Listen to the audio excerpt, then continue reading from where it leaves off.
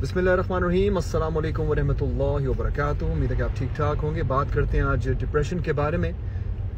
मारूफ Pakistani scholar जो हैं मौलाना तारिक जमील साहब, उनके बेटे ने, उनके साहिबजादे ने ख़ुदकुशी कर ली है और उनकी फैमिली ने तस्दीक की है कि वो डिप्रेशन का शिकार थे।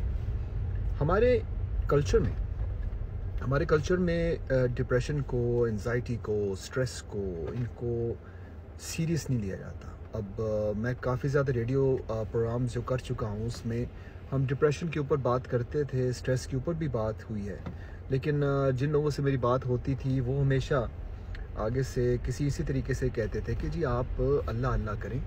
और मुझे ये याद है कि जब याद क्या, अभी का मामला है कि मैं जो शोरूम जो चलाता हूँ वहाँ पे कुछ मेरे पास सप्लीमेंट्स हैं। वो सप्लीमेंट्स जो हैं वो हैं एंजाइटी के लिए, स्ट्रेस के लिए और बेहतर फोकस के लिए, यानी कि स्ट्रेस ख़त्म करने के लिए। काफ़ी अल्लाह ताला ने हर एक चीज़ का इलाज रखा हुआ है। तो मैं जब लोगों से कहता हूँ कि ये जो है हेल्प करेगा अगर आप ये लेते हैं इस दौरान, और इंशाल्लाह इससे अफाका होगा, तो मुझे आगे से कई दफ़ा ये जवाब मिलता है, अस्तगफिरुल्लाह, क्या बात कर रहे हैं भाई साहब, हमारे पास कुरान है। तो मैं उनसे यही कहता हूँ, मेरे भाई कुरान तो आपके पास है, लेकिन बात ये हो रही है कि अल्लाह ताला की ही बनाई हुई ये जड़ी बूटियाँ हैं, अल्लाह ताला की बनाई हुई ये अल्लाह ताला की तरफ से ये सारी चीज़ें हैं। तो आप इसको इस्तेमाल करें, अल्लाह ताला का नाम लें और साथ साथ बिस्मिल्लाह करके इस्तेमाल करें उनको। तो इसके ऊपर कुछ लोग तो बहुत अच्छे तरीके से लेते हैं, लेकिन बाकी लोग ये बताने की कोशिश करते हैं कि जैसे कि मैं उनको किसी गलत तरफ लेके जाने की कोशिश कर रहा हूँ, ये कह के कि ये सप्लीमेंट उनकी ज़िंदगी चेंज कर सकती है। तो आप इस चीज़ को जहन में रखें, ठीक है।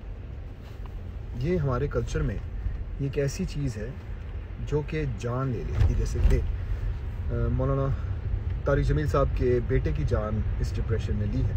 ज़ाहिर सी बात अल्लाह की मर्ज़ी से सब कुछ हुआ है, लेकिन उनके ज़हनी तवाज़ुन जो है उनका अगर सही नहीं था तो तब ही जाके उन्होंने ये कदम उठाया ना।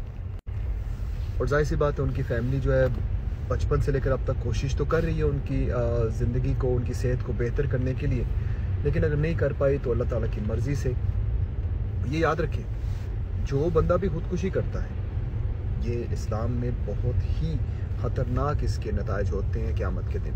लेकिन जब एक शख्स ख़ुदकुशी करता है एक इस तरह के जहन के साथ जो कि उसका साथ नहीं देता, और क्योंकि ज़ाहिर सी बात है अगर वो जहनी बीमारी आप कह सकते हैं बंदे को, जब वो इस तरह की अजियत से गुजर रहे हैं कि उनको कोई पता नहीं कि सही चीज़ क्या है, गलत चीज़ क्या है। बाइपोलर का भी कुछ लोगों ने कहा था कि उनको इस चीज़ से भी वो अफेक्टेड हैं।